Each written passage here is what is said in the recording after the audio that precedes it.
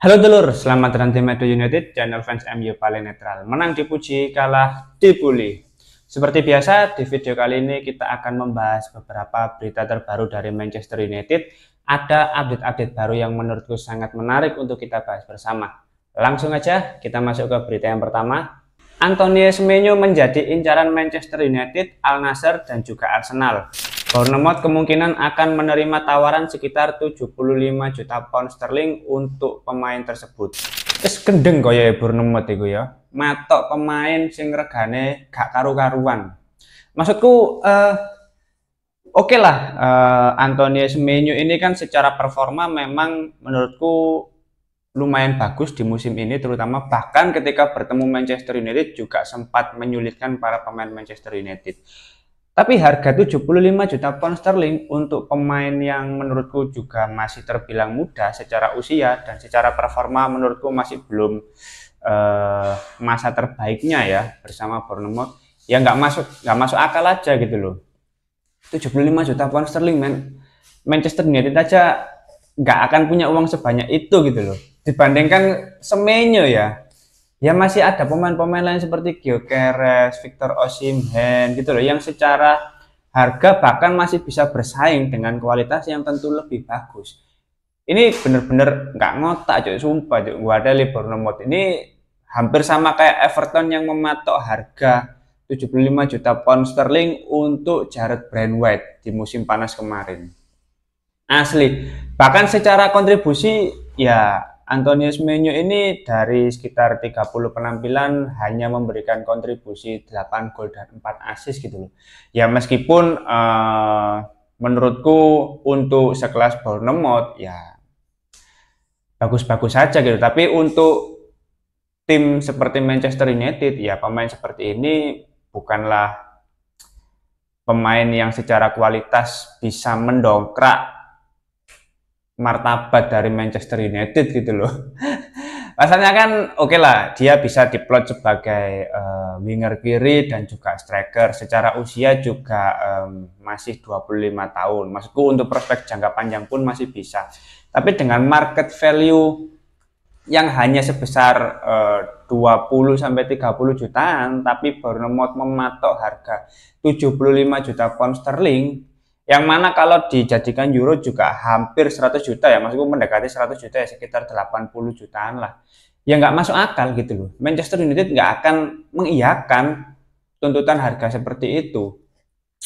Bahkan kalau kita mencoba membandingkan ya dengan sesama pemain Premier League yang juga sedang diincar oleh Manchester United, yaitu Matheus Cunha,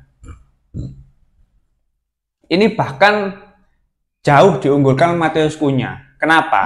Di sini teman-teman bisa melihat ya, secara statistik ya, Matheus Cunha ini unggul dari segala aspek. Mulai dari asisnya, umpan kuncinya, expected goalnya, terus gol-gol di luar penalti, ya ini semuanya unggul. Bahkan dari sisi penyerangan pun ya nggak berbeda jauh gitu loh dengan Semenyo. Matheus Cunha hanya ada kekurangan dari sisi dribble, yang mana hal itu ya nggak terlalu urgent lah menurutku. Oke lah, Matheus Cunha ini kan sebagai pemain Brazil, tapi dribble itu menurutku nggak terlalu penting menurutku di IPL ya.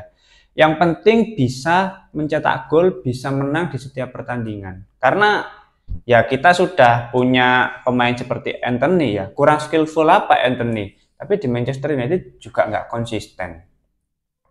Maka dari itu kalau kita bicara soal Antonio Semenyo ya, kalau tadi kita coba bandingkan dengan Matheus Cunha, tentu ya aku mending Matheus Cunha dengan harga yang kemarin rilis clause-nya sekitar 60 juta pound sterling lah, sekitar segitu ya.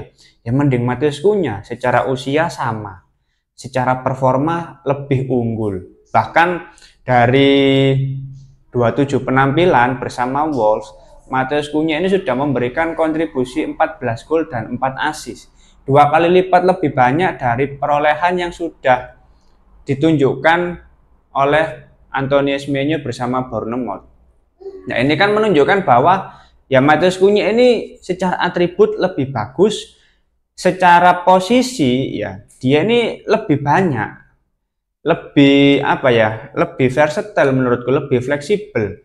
Bisa winger kiri, bisa attacking midfielder, bisa striker. Nah, attacking midfielder ini kalau kita bicara soal skema Ruben Amorim ini yang paling mempengaruhi apa mendominasi atau enggaknya di setiap pertandingan. Attacking midfielder ini yang paling menunjang kebutuhan dari skema Ruben Amorim. Iya. Papa bikin video dulu ya. Papa, iya sini sini sini sini. Nah, sedangkan kalau kita tahu ya kondisi skuad yang ada di Manchester United saat ini ya masih cukup mengenaskan, terutama di lini serang. Højlund ya nggak bisa diandalkan. Alejandro Garnacho belum konsisten. Joshua Zirkzee udah mulai bagus tapi sekarang cedera yang kemungkinan akan absen sampai akhir musim.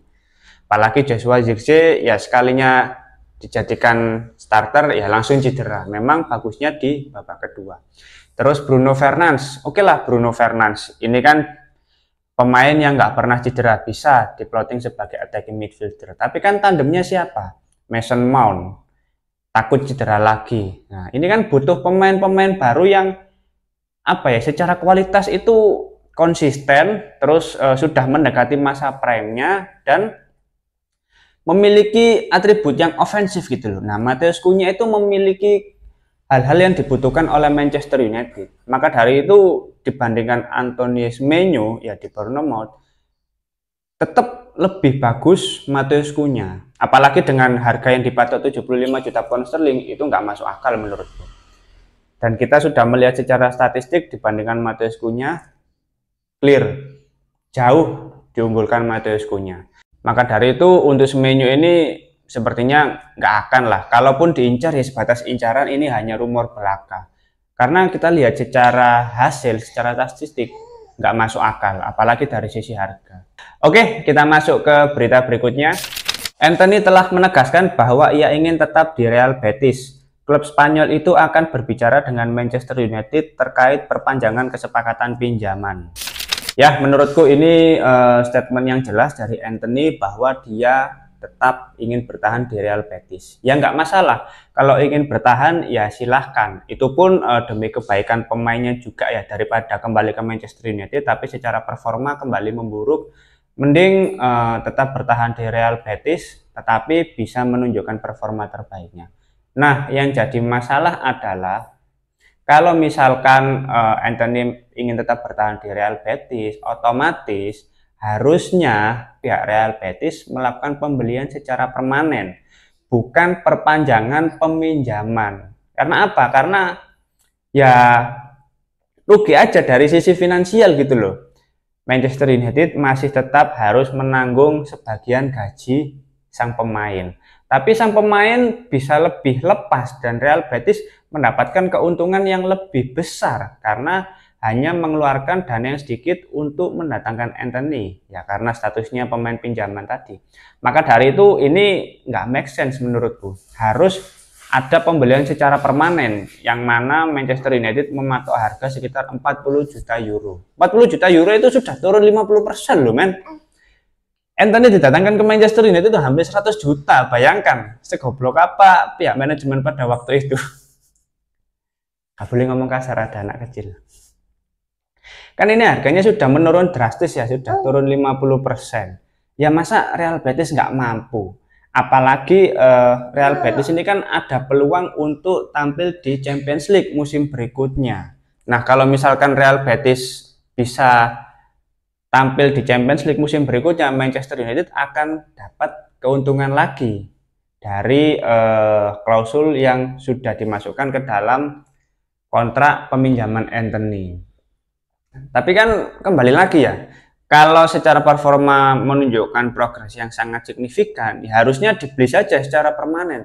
Terlepas nanti pembayarannya langsung cash atau diangsur, ya mungkin 2 tahun, 3 tahun, seperti yang sudah dilakukan oleh Manchester United dan beberapa klub lain, ya terserah. Yang penting Antony ini bisa dilepas. Karena apa? Karena uangnya digunakan untuk pembelian pemain baru bagi Manchester United. Harus ada pembaruan di lini serang.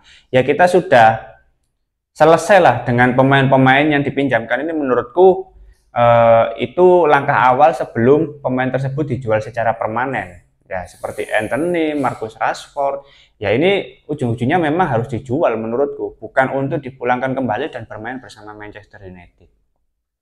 Ya, diupayakan lah untuk Real Betis. 40 juta itu bukan harga yang mahal untuk pemain yang skillful seperti Anthony, pemain yang masih terbilang muda juga, sekitar 25 tahun, dan masih akan berada di masa prime-nya di masa yang akan mendatang.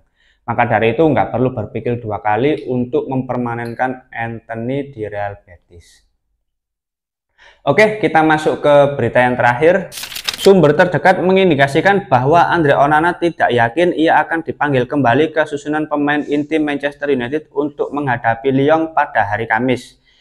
Diperkirakan Ruben Amorim dapat bertahan dengan Altay Bayindir. Ya, gimana ya kalau kita melihat performa terakhir Altay Bayindir saat melawan Newcastle, ya memang ada blundernya. Tapi Andre Onana pun juga seringkali melakukan blunder. Ini akan menjadi dilema tersendiri bagi Ruben Amorim. Maksudku, para pemain pasti frustrasi dengan hasil akhir pertandingan saat melawan Newcastle. Pelatih apalagi gitu loh, pasti pusing dengan skuad yang ada, kualitas pemain yang ada. Ini memang sangat miris. Maka dari itu sampai akhir musim ya kita nggak bisa menilai Ruben Amorim ini seperti apa secara kualitas melatih Manchester United. Karena berapa pemain yang diinginkan Amorim itu yang sudah didatangkan ke Manchester United? Baru satu, baru Patrick Dorgu. Maka dari itu apa ya, di kompetisi Eropa saat melawan Lyon nanti ini justru sulit lur. Karena apa? Karena ya kiper pun kerap menjadi masalah.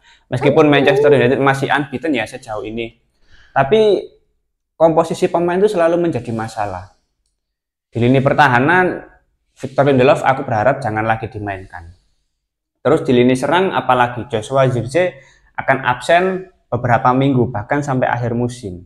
Ketika Joshua Zirkzee bisa tampil sebagai pembeda, ya sekarang justru cedera. Kita mau berharap apa sama Højlund?